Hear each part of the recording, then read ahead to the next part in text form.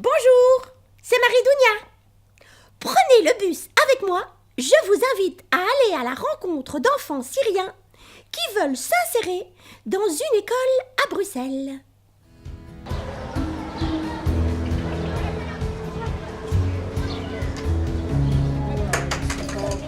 Ah ouais, les familles, c'est vrai.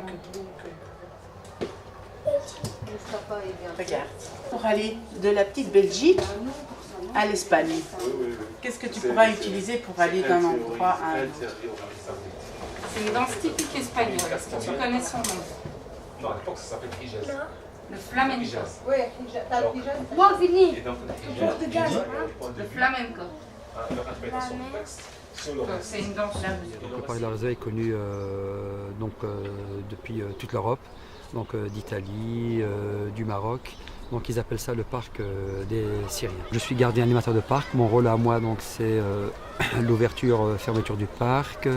Je m'occupe du nettoyage du parc ainsi que des animations qu'on fait avec les jeunes. Et là maintenant, depuis l'arrivée des réfugiés syriens, je suis un félicitateur, donc je fais office d'interprète, je fais office d'assistance sociale, voilà. Ça, Donc tu c'est les mon aides rôle. dans leur démarche administrative. Exactement. Comme ils ne parlent pas le français ou le néerlandais, donc je suis là Pour leur faire la traduction. pour faire la traduction. Donc je leur lis leurs lettres ou des fois je suis amené à téléphoner, que ce soit à la commune ou au CPS, ou quand ils cherchent des logements. Donc je m'occupe aussi de téléphoner aux propriétaires pour voir tout ça. Il n'y a aucune association qui s'occupe de la recherche de logement.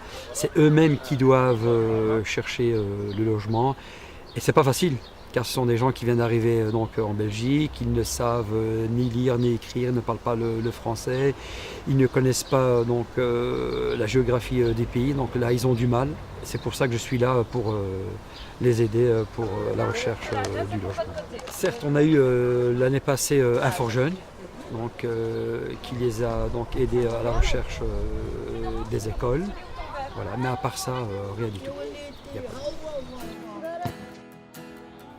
En août 2015, le parc de la Rosée à Anderlecht s'est transformé. Une initiative propose des cours de français aux nombreux jeunes réfugiés syriens fréquentant les lieux. 300 enfants se trouvaient sans école à ce moment-là. Interpellés par la situation, plusieurs associations telles que Un Fort Jeune Laken et la coordination des écoles des devoirs de Bruxelles se sont rendues sur place. En moins de 2 heures, plus de 70 demandes d'inscription ont été récoltées. Et la procédure ne fait que commencer. Sans un réel accompagnement, de nombreux enfants ne trouveront pas le chemin de l'école. C'est pourquoi il faut continuer à en parler.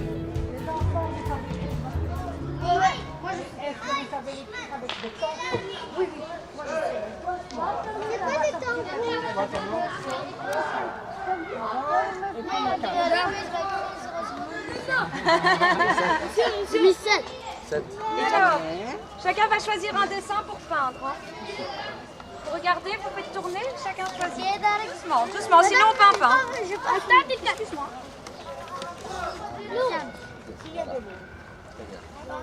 On va le mettre ici pour que tout le monde voit. On va en remettre. Sinon, tu prends un gobelet, tu vas chercher un peu d'eau.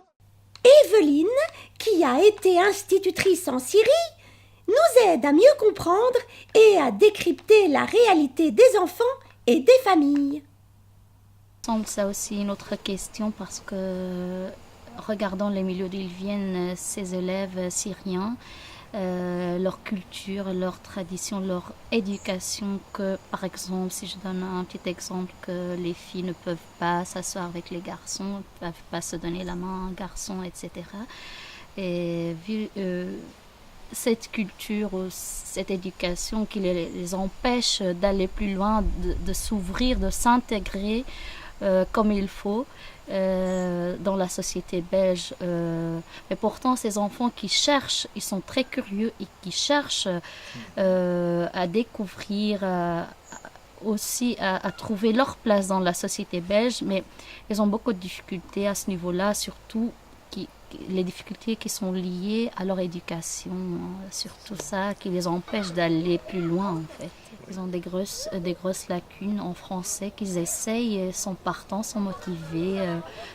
Ils cherchent aussi à apprendre, mais c'est une difficulté qui sont arrivés en Belgique et ils ont cette difficulté depuis le début, donc il faut travailler là-dessus. On essaie de mettre en place tout ce qu'il faut comme toutes sortes des activités, que ce soit l'oral ou les activités écrites ou n'importe activité, les jeux coopératifs, pour les faire parler, pour les faire s'exprimer. 9, 8, 7, 6, 5, 3, 2, 1 et je tourne. Alors, on va commencer par Arthur. Est-ce que c'est bon? Non. Alors, dans le... Si. Non.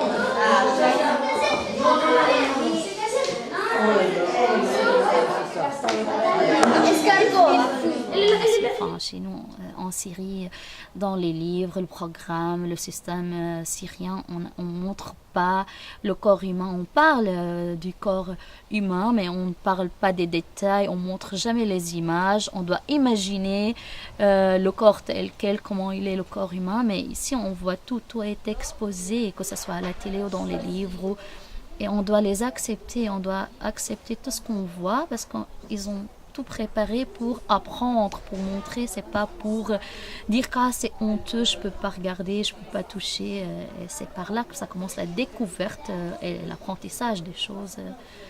En Syrie, on a tout un système, en fait, on doit appliquer tel quel le système, c'est-à-dire le programme à l'école primaire, on a des manuels scolaires pour première année primaire, deuxième, troisième, et les profs doivent suivre, on est obligé de suivre ce programme et d'utiliser ces manuels. On ne peut pas les chercher ailleurs ou proposer des autres activités, que ce soit vivre ensemble, ou en maths, ou en lecture, n'importe quelle activité. On doit juste appliquer le programme tel quel.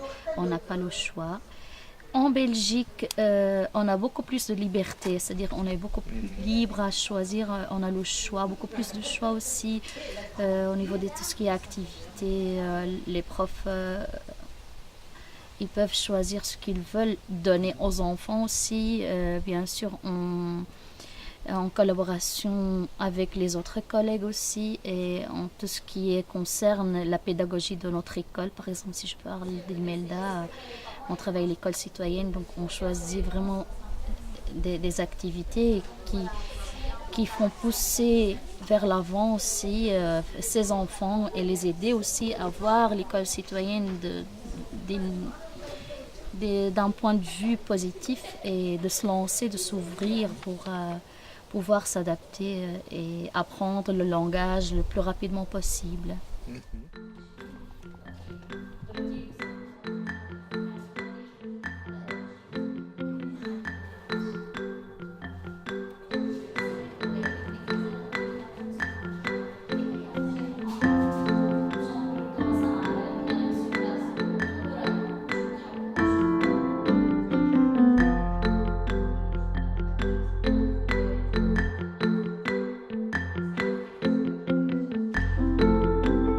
En fait, deuxième image, pour parler de l'enseignement en Belgique, parce qu'il a trop aimé que ça se passe via les jeux éducatifs et d'une manière très simple. Ça passe facilement, que les enfants aussi apprennent plus vite par les jeux, par l'imitation, par des mimes et tout. Donc voilà, il aime bien cette idée, cette manière d'éducation, d'enseignement. الصورة هاي عمالة ترسم مستقبل التعليم. Il a choisi deuxième image parce qu'il se pose une question, quel est notre futur en Syrie au niveau de l'enseignement. En fait, il disait qu'on a tout perdu, on n'a plus d'école, on n'a presque plus rien. Et quel sera le futur au niveau de l'enseignement, de l'éducation? Est-ce qu'on va retrouver tout ce qu'on a perdu? Voilà, simplement, il se pose la question. Cette photo lui parle de la vie là-bas, la vie des enfants, comment ils étaient heureux, comment ils vivaient bien. Madame dit que l'enseignement aussi, il était bien, ils apprenaient bien, mais ici aussi, ils apprennent bien. Elle est contente de l'enseignement en Belgique, que ses enfants, ils sont aussi heureux. Et elle espère que la paix et la joie reviendront un jour en Syrie. C'est clair qu'ils ont besoin d'une aide psychologique, d'un accompagnement psychologique quand on arrive d'un pays en guerre et quand on a traversé tous les événements qu'on voit dans les médias et que par ailleurs on a dû aussi avoir une trajectoire d'exil qui était délicate, difficile. On voit aussi qu'en règle générale, la majorité d'entre eux sont pas venus simplement en prenant un billet d'avion dans des contextes de grande sécurité. Donc il y a des déterminants de fragilisation psychologique qui sont très importants par rapport à des situations où on a eu peur pour sa vie, on a eu peur pour la vie de ses proches, on était en danger de mort, on s'est vraiment interrogé sur la protection de l'espace social, ce qu'elle devrait assurer, où tout est mis en péril, en échec, et tout est détruit autour de soi. Seul sur un bateau, pas de parents, vont se noyer.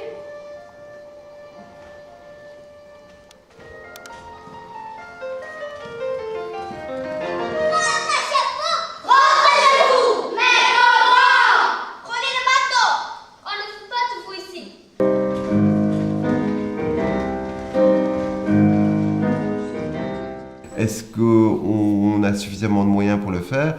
A priori non, il y a peu de moyens qui sont dévolus à ça et donc l'État est plus centré sur des logiques de contrôle et d'accueil au sens minimal du terme que vraiment sur l'accompagnement en santé mentale des personnes qui ont traversé tout ça. Il y a trop peu de moyens pour le faire, il y a aussi trop peu de professionnels sans doute qui sont formés pour accompagner ce type de problématiques et ce type de public, avec à la fois donc cette dimension du traumatisme, et on y reviendra sûrement dans vos questions aussi, de la langue et de la culture d'origine. Mais il faut le reconnaître aussi, c'est ça qui est intéressant, un grand intérêt, une grande curiosité, une grande envie de la part de gens de différents secteurs et en tant que citoyens de se mobiliser pour ça, à côté de politiques qui sont très certainement insatisfaisantes et inquiétantes. Le psychologue Alain Van Outeren vient de vous expliquer certaines des difficultés que traversent les migrants. Parmi celles-ci, l'apprentissage de la langue reste un enjeu fondamental. Wivine nous explique comment apprendre de manière vivante. C'est la méthode À vous de jouer. À vous de jouer est une méthode active, comme Chantal l'a déjà dit. Donc ce sont des enfants qui agissent et qui construisent l'apprentissage à travers le vécu. Donc ça veut dire qu'ils vivent des situations de communication, ils les jouent, ils rythment les phrases, ils les mémorisent, puis ils transfèrent dans d'autres situations de communication. Et donc j'ai envie de dire que c'est une approche pédagogique qui est totalement centrée sur l'enfant, sur l'apprenant, et pas du tout sur l'enseignant qui n'a plus de rôle central. Donc c'est plus lui qui en fait gère les interactions. Les interactions se passent spontanément donc, dans la classe. Et donc, j'ai envie de dire que véritablement, les enfants vivent la langue qu'ils apprennent. Donc, c'est vivre la langue et non plus parler de la langue. Donc, ils sont vraiment immergés dans la langue. Mais ce qui est intéressant aussi, c'est que cette immersion, elle n'est évidemment pas tout à fait libre comme on pourrait la trouver dans la rue. C'est vraiment une immersion qui est quelque part organisée du point de vue de l'apprentissage de la langue. Elle est structurée. Il y a toute une réflexion sur le plan de l'approche phonétique de la langue, la structuration de la grammaire, mais ce n'est pas apparent. C'est-à-dire qu'en fait, l'enseignant peut s'appuyer sur la progression qui est proposée dans la méthode, mais cette progression ne se traduit pas par des exercices grammaticaux, systématiques, décontextualisés, pas du tout. Donc vraiment, la grammaire est, comme on dira, implicite et inductive. Donc l'enfant, si vous voulez, vit des situations de communication, et puis au fil du vécu, petit à petit, la structuration se met en marche pour, évidemment, à un moment donné, arriver à ce que la règle puisse être formulée. Il n'y a pas d'interdiction, bien sûr, de formuler des règles, mais ce n'est pas par la règle qu'on apprend la langue, c'est par le vécu. Étant donné qu'on co-construit, c'est une méthode d'auto-socio-construction des savoirs, donc les enfants sont mis justement en situation de devoir négocier, de devoir écouter les autres et petit à petit de construire ensemble une compétence ou des compétences. Et donc chacun doit bien sûr trouver sa place dans le groupe et il est important de respecter la place de chacun et de s'écouter les uns les autres. Donc je dirais que cette approche de construction collective des compétences s'inscrit évidemment dans une approche citoyenne dans laquelle les enfants vont devenir responsables et vont devoir bien sûr laisser la place à chacun, s'écouter et construire ensemble des réponses à des problèmes éventuels qui pourraient donc se poser. Et donc je me dis que par rapport à des projets justement qui peuvent être développés dans l'école, ça peut être intéressant que la méthodologie soit en accord avec les projets scolaires, j'ai envie de dire. On est rentré d'ailleurs dans l'école citoyenne depuis à peu près 1 an. Il y a un conseil citoyen où les délégués des classes viennent et s'expriment. Il y a naturellement le délégué du DASPA qui est là. Et comme il a été justement, lui, reparti vers une classe ordinaire, c'est son sous-délégué qui est devenu délégué, mais ils sont là ensemble. Et on écoute tout le monde, aussi bien celui qui parle vite que celui qui parlera plus lentement, qu'il faut encore un petit peu aider. Et on voit aussi dans les classes l'évolution des enfants au fil des ans, parce que quand ils réintègrent la classe d'âge, ça prend un petit peu de temps d'adaptation. Mais on a quand même énormément d'élèves qui sont passés par la classe passerelle 1 an ou 2 ans avant, voire plus suivant les classes. Et le gros problème reste le français, et vraiment apprendre du vocabulaire, enrichir son vocabulaire pour pouvoir continuer sa scolarité dans les meilleures conditions à l'école. Si, comme moi, tu ne sais pas ce qu'est une classe de primo-arrivants ou de DASPA, ouvre grand tes oreilles. Après avoir compris la méthode, voici le quotidien d'une classe d'ASPA qui applique cette méthode. Dispositif d'accueil et de scolarisation pour primo-arrivants.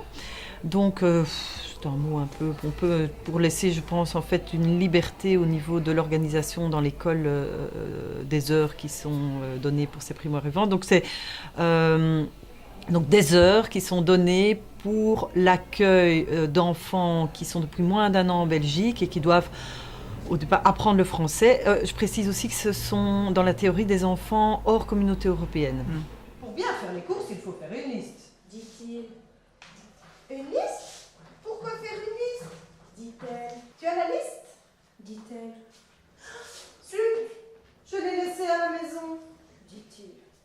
Elle a rangé des garçons derrière. Elle, combien de fois ça a été? 2 fois. J'ai été prof de néerlandais avant ça, donc ça a enseigné une langue étrangère pour les enfants, donc ça aide. Parce qu'on apprend principalement le vocabulaire, les structures de phrases, c'est tout à fait différent que d'être titulaire d'une classe ordinaire. Oui, c'est vraiment une autre pédagogie et c'est vrai que c'est bien de se reformer en complément. On a suivi la formation avec Wivine Drees, pas en même temps, mais on l'a suivi toutes les deux. Moi, j'ai suivi, toi aussi, la formation Langue en mouvement de Claire Faber, qui est surtout sur la phonétique. Voilà, et c'est bien de se reformer au fur et à mesure, parce que c'est vrai que c'est une toute autre pédagogie, en fait. C'est vraiment une toute autre pédagogie. Oui. Quand les enfants sont en interactif, c'est très fatigant pour eux, surtout au début, pour apprendre la langue. Et donc, c'est bien qu'on puisse individualiser l'enseignement aussi, qu'ils puissent travailler seuls et de manière... parce que c'est un peu reposant. Chez nous, au niveau du nombre d'élèves dans le DASPA, on tourne autour, les 2 groupes confondus, de 23-24 élèves. Et donc dans chaque groupe, autour de 12 élèves par groupe, avec parfois 10 dans un groupe, 14 dans l'autre, ou ce genre de nombre. Mais les nombres varient au long de l'année. Parce qu'on a des arrivées en cours d'année, des élèves qui rejoignent des classes ordinaires, enfin des classes d'âge en cours d'année, et puis des élèves qui passent du groupe débutant au groupe avancé. Mais donc chez nous, on a fait ce choix-là. Maintenant, je sais que dans d'autres écoles, ça va être une prof pour une vingtaine d'enfants, ça va être une prof qui va certains jours de la semaine prendre les plus petits, certains jours de la semaine prendre les élèves de 3e, 4e et puis les autres jours les plus grands par exemple.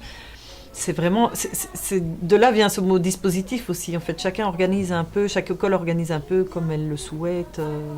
Quand on voit les enfants qui, par exemple les Bulgares, ils sont dans la communauté européenne, donc ils sont priés d'aller tout de suite dans une classe d'âge, mais ce sont des enfants qui sont perdus. Au niveau de l'écriture, au niveau de la langue, ça n'a rien à voir avec le français. Et donc, ils se retrouvent souvent en fond de classe complètement démoralisés. Tandis qu'ici, les enfants se regroupent dans les classes ASPA. Il y a un instinct de solidarité qui s'installe parce qu'au moins, ils se retrouvent avec d'autres enfants qui ne parlent pas le français. Ils doivent déjà s'habituer à la Belgique, à un nouveau système d'enseignement, plein de nouveautés. Régler aussi leurs histoires psychologiques parce que c'est souvent des enfants qui viennent de pays en guerre. Et donc le fait d'être ensemble dans une classe où ils ont partagé un petit peu des expériences difficiles, mais ça permet de se raccrocher à ses copains. Et en fait, on constate que souvent ces enfants deviennent très solidaires les uns des autres. Au niveau de la qualité d'accueil, il y a toujours moyen de faire mieux. Je pense, de nouveau, des sas d'aide au niveau de l'administration, je pense des démarches à faire, les endroits où aller, qui contacter. Il y a des choses qui se font, mais je pense qu'il y a toujours moyen d'améliorer, évidemment. Du fait que les enfants sont un peu confrontés les uns aux autres avec différentes cultures et qu'ils se solidarisent dans une classe ASPA, ce qui se passe moins dans une classe ordinaire, mais ça, moi, je me dis, c'est du gagner pour l'avenir. Parce qu'on voit parfois des petits phénomènes de racisme au début de l'année, il y en a, Et puis progressivement, ils se découvrent les uns les autres et du fait qu'ils apprennent la langue en même temps, oui, ça les soude. Et je me dis, mais ça fera des adultes qui seront beaucoup plus tolérants. Oui, vraiment pour l'intégration sociale, c'est comme je disais tout à l'heure, un passage en douceur où ils peuvent progressivement intégrer les codes sociaux, les habitudes. Et donc, oui, ça favorise l'intégration sociale. Le DASPA favorise ça. Et même pour les parents, parce que les parents, du fait de devoir venir à l'école, de devoir venir aux réunions de parents, et puis, etc., aussi, ils bénéficient indirectement du DASPA, en fait. Voilà. On organise aussi des jeux le mercredi après-midi. Oui.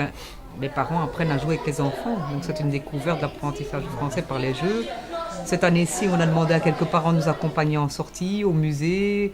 Et ça, c'est très chouette parce que les parents, ça leur permet de voir comment fonctionne notre classe aussi, comment on est aussi avec les enfants.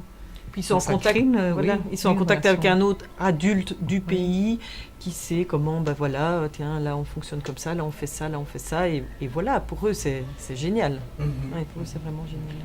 Du parc à l'école et de l'école au parc, il n'y a qu'un pas. Apprendre, c'est laisser place au jeu, au plaisir et à la convivialité. Apprendre, c'est aussi faire la fête.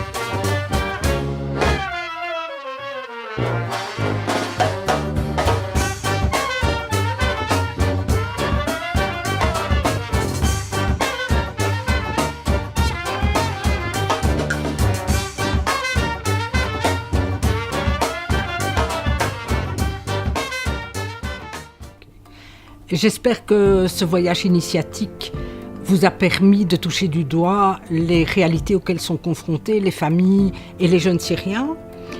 Ces familles que nous avons rencontrées au parc de la Rosée sont pour l'essentiel des familles d'hommes, c'est-à-dire des gens du voyage du Moyen-Orient.